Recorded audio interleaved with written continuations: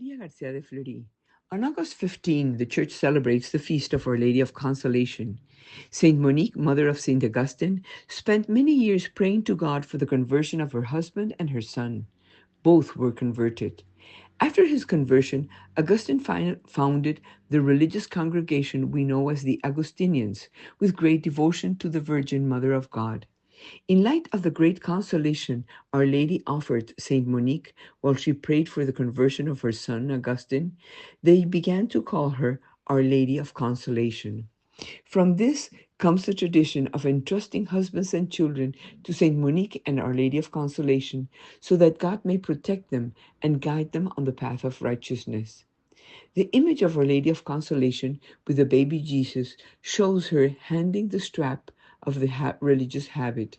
It is important to note that the Virgin is not carrying the child, but rather she is giving him to humanity as God's consolation for all the followers of Jesus, whom she also accepts as her children. Therefore, the mission of the Augustinians is to give Christ to humanity.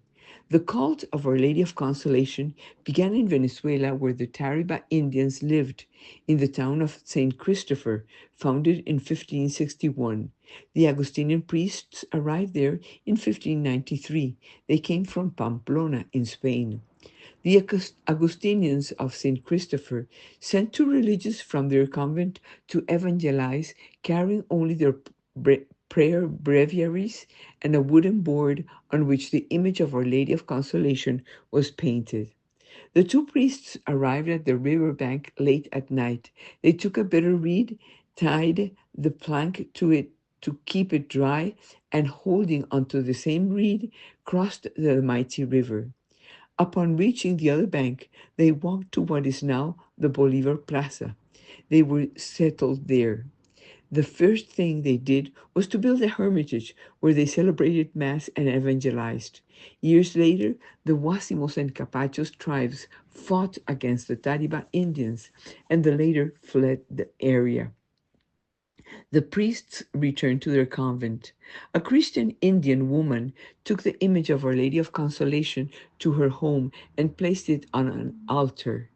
From there, the fields of Machiri and Pueblo Nuevo saw the woman's house illuminated at night, and they went to see what was happening. As Christians, they continued to cultivate the devotion taught by the Augustinian fathers.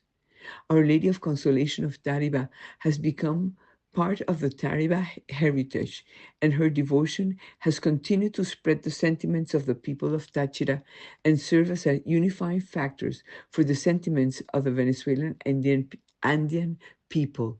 Today, devotion to Our Lady of Consolation has expanded to such an extent that it transcends regional borders to become a national symbol of popular religiosity.